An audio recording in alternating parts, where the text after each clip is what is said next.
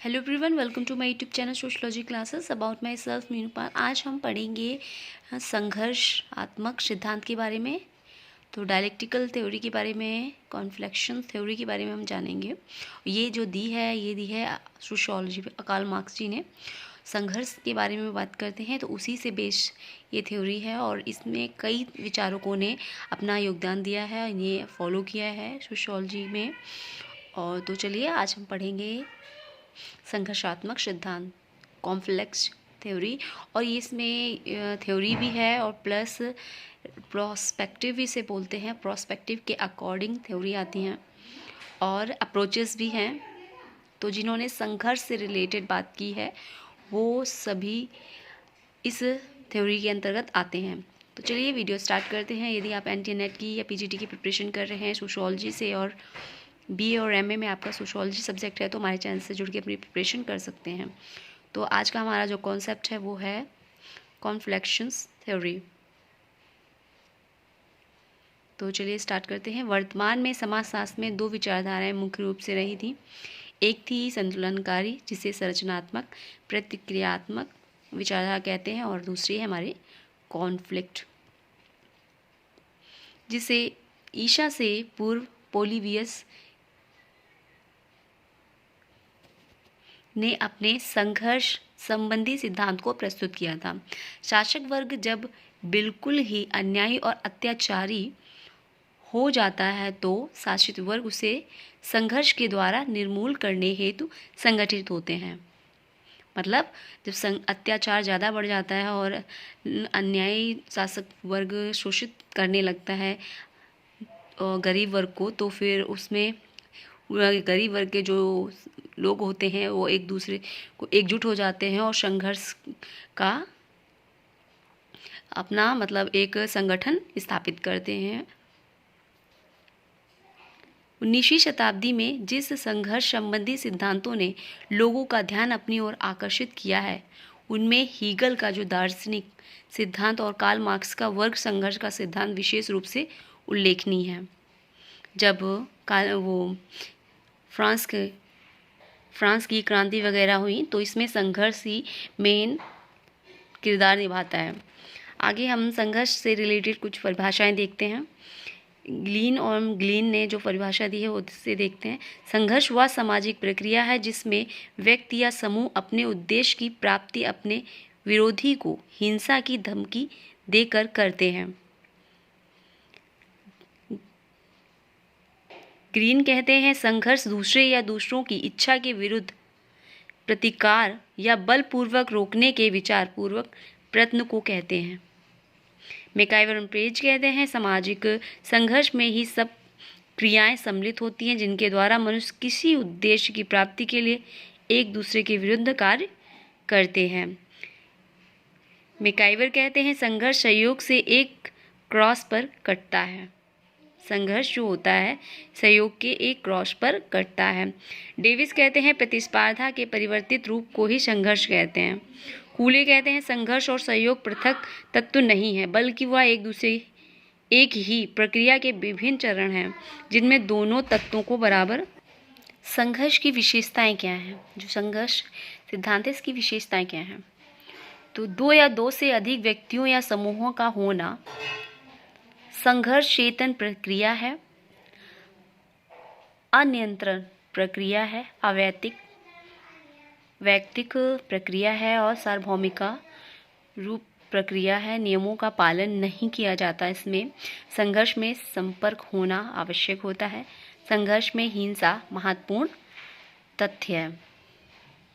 ये विचार की विशेषताएं हैं संघर्ष की।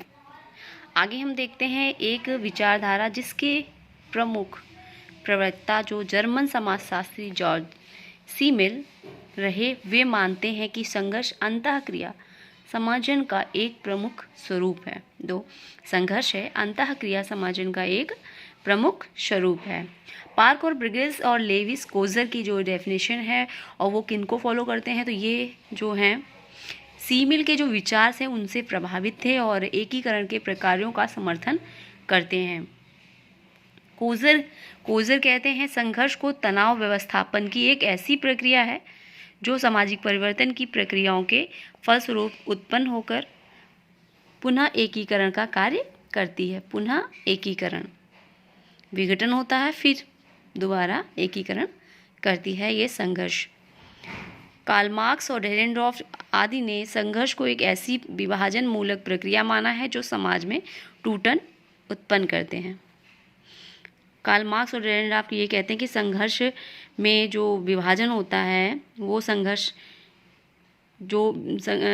का ही कारण है। मतलब संघर्ष जो होता है समाज को विघटित करता है, तोड़ता है, जोड़ता नहीं है। बल्कि और विचारक हैं, कोजर कहते हैं कि नहीं, वो संघर्ष जो है विघटन भी करता है और एकीकरण भी करता है। तो ये अंतर है। पार्सन्स ने जो कहा है कि पार्सन की जो डेफिनेशन दी है समाज में, तो उसमें डेविड लार्कवुड कहते हैं कि जो पार्सन्स के कॉन्सेप्ट को नकारते हुए कहते हैं कि पार्सन्स के भ्रमजाल का संसार का नाम दिया। जो पार्सन्स ने डेफिनेशन दी उसे एक भ्रमजाल माना है डेविड लार्कवुड ने। पार्सन्स ने अव्यवस्था, अस्थिरता तथा संघर्ष को विचलन, असामान्य तथा वैदिकीय मानक सामाजिक वास्तविकता को नकारने का प्रयत्न किया है। कहने का तात्पर्य यह है कि जो पार्सन्स ने डेफिनेशन दी थी इस डायलेक्टिकल के बारे में, समाज को एकीकरण तरीके से व्यवस्थित करने के लिए, तो उन्होंने उन चीज़ों को तो बिल्कुल ही, मतलब संघर्ष को बिल्कुल ही नेग्लेक्ट किया है कि संघर्ष कभी विघटन नहीं करता, सब व्यवस्थित तरीके से रखता है, एक दूसरे को जोड़ कर रखता है, ऐसी बात की है। तो इसमें जो डेविड जी हैं वो कहते हैं कि उनका जो कॉन्सेप्ट है बिल्कुल ही मतलब एक्सेप्टेबल नहीं है। काफ़ी आलोचना हुई है इनके कॉन्सेप्ट की और इन्होंने भ्रमजाल जैसा कॉन्सेप्ट दिया इसके बारे में। लार्कवुड ने इस संदर्भ में व्यवस्था के एकीकरण और सामाजिक एकीकरण में अंतर बताया है। आगे उदाहरण से समझते हैं। समाज में किसी आर्थिक संकट की उपस्थिति व्यवस्था संघर्ष की विद्यमानता का संकेत देती है, किंतु इससे सामाजिक एकीकरण स्वतः नहीं टूट जाता है। उनका कहने का मतलब ये है कि समाज में जो स्थिति विघटन मतलब स्थिति संघर्ष की होती है तो संघर्ष संकेत देता है। इसका मतलब ये नहीं है कि सभी चीज़ें अपने आप ही मतलब सभी कुछ हट जाता है, तो कुछ चीज़ें रहती हैं उपस्थित, कुछ नहीं रहती, ऐसा होता है। और रॉल्फ डेरेनडॉर्फ का जो कॉन्सेप्ट है देखते हैं। पार्सन्स ने प्रकारवादी विचारधारा की धज्जियाँ उड़ाते हुए कहा है कि सामाजिक व्यवस्था में हर समय संगठन, समन्वय तथा स्थिरता नहीं होती है। सभी संस्थाओं में सत्ता संबंध जो होते हैं अंतर संस्थात्मक संघर्ष उत्पन्न होते रहते हैं और एक सामाजिक वास्तविकता यह है कि इसमें ना करना कठिन है। मतलब इसे एक्सेप्ट नहीं करोगे तो हम व्यवस्थित रूप से नहीं रह सकते। संघर्ष का प्रमुख स्रोत शक्ति को माना है और डेरेनडॉर्फ का मुख्य कॉन्सेप्ट ये है कि उन्होंने शक्ति को ही कॉन्सेप्ट माना है संघर्ष का। और उन्होंने सभी व्यवस्था जो समाज में संस्थाएं हैं, जो संगठन है एक दूसरे पे कार्य करते हैं, वो शक्ति के आधार पर, सत्ता के आधार पर चलते हैं। डेरेनडॉर्फ का ये कॉन्सेप्ट है। कार्य तो होते हैं लेकिन ये नहीं है कि संघर्ष सिर्फ एक तरफ चलता रहता है दूसरी तरफ नहीं। तो ऐसा है कि संघर्ष जो होता है जिसके पास शक्ति होती है वही शासन स्थापित करता है और अपने शासन सत्ता को की इस्तेमाल करता है।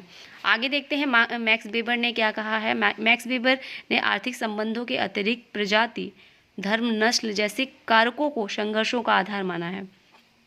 जहां मार्क्स ने आर्थिक संघर्ष पर जोर दिया है वहां वेबर ने शक्ति के संघर्ष की बात की है। तो वेबर जी शक्ति को संघर्ष का स्रोत मानते हैं। जहां शक्ति होती है वहां संघर्ष होता है। और कार्ल मार्क्स जी कहते हैं कि आर्थिक संघर्ष संसार में ज़्यादा होते हैं। मतलब आर्थिक संकट की ही बात, संघर्ष की बात कार्ल मार्क्स जी कहते हैं। वेबर जी उसी चीज़ को अपोजिट कहते हैं। वो कहते हैं आर्थिक संघर्ष ही नहीं होता है, जहाँ शक्ति होती है उसी के आधार पर लोग संघर्ष करते हैं। शक्ति के कारण ही संघर्ष को बढ़ावा मिलता है। रेंडॉल्फ कॉलिंस कहते हैं संघर्ष समाजशास्त्र 1975 में इन्होंने लिखा है और ये कहते हैं कि संघर्ष का विश्लेषण प्रघटनावादी परिप्रेक्ष्य में किया जाता है।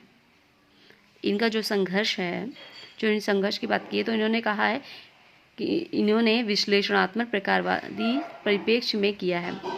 विश्लेषण प्रकारवादी विश्लेषण प्रघटनावादी परिप्रेक्ष्य में किया है। वे संघर्ष की जड़ों को लघु स्तर तक अकेले कर्ता की क्रियाओं में गढ़ी मानते हैं। वो कहते हैं कि जो भी संघर्ष है, जो संघर्ष हो रहा है, उसकी जड़ें जो हैं ना, वो कर्ता की क्रियाओं पर डिपेंड करती हैं। 1980 के दशक में कॉलिंस ने सैद्धांतिक समाजशास्त्र 1988 अंतःक्रिया सांस्कृतिक श्रृंखला की भूमिका पर प्रकाश डालते हुए संघर्ष को सभी समाजों को व्यवस्थित करने का आधारभूत तत्व माना है। जो सांस्कृतिक श्रृंखला की भूमिका प्रकाश डालते हुए उन्होंने बात की थी अंतःक्रिया की, उन्होंने कहा समाजों की जो व्यवस्था होती है उसका आधारभूत तत्व यही है, अंतःक्रिया। तो ये रेंडॉल्फ कॉलिंस कहते हैं। संघर्ष के कारण, और संघर्ष के कारण में कॉन्सेप्ट बताते हैं माल्थस, डार्विन, फ्रायड। तो माल्थस कहते हैं जीवन जीने के साधनों में कमी होने के कारण संघर्ष उत्पन्न होता है। डार्विन कहते हैं बलशाली शक्ति पर बात करते हैं, जीवित का सिद्धांत संघर्ष का मुख्य कारण होता है। फ्रायड कहते हैं कि मनुष्य में जन्मजात हिंसा या संघर्ष की प्रवृत्ति पाई जाती है। व्यक्तिगत असमानताएं होने के कारण, सांस्कृतिक विभिन्नताएं होने के कारण संघर्ष में पैदा करने वाले स्वार्थ, तीव्र सामाजिक परिवर्तन, ये 4 कारण बताए हैं फ्रायड ने मनुष्य में जो संघर्षात्मक उत्पन्न होती हैं। संघर्ष के प्रकार, संघर्ष के क्या प्रकार हैं? मैकाइवर एवं पेज ने 2 प्रकार बताए हैं, प्रत्यक्ष और अप्रत्यक्ष। किंग्सले डेविस आंशिक और पूर्ण। सीमेल और कोजर कहते हैं वास्तविक अवास्तविक, और कोजर कहते हैं आंतरिक और बाह्य। ये प्रकार बताए हैं संघर्ष के। संघर्ष का स्वरूप क्या होता है? संघर्ष का स्वरूप गिलीन और गिलीन कहते हैं 5 स्वरूप बताए हैं इन्होंने, वैयक्तिक, वर्ग, प्रजाति, अंतर्राष्ट्रीय, राजनीतिक। और सीमेल ने युद्ध, कलह, मुकदमेबाजी, अवैयक्तिक आदर्श नियमों के कारण संघर्ष उत्पन्न होता है। तो इस तरीके से संघर्ष के बारे में कई विचारकों ने अपने मत दिए, अपने कॉन्सेप्ट दिया, थ्योरी दी, और इस तरीके से इसकी डेफिनेशन है। आई होप आपको समझ में आया होगा। नेक्स्ट वीडियो में फिर मिलते हैं। Thanks for watching.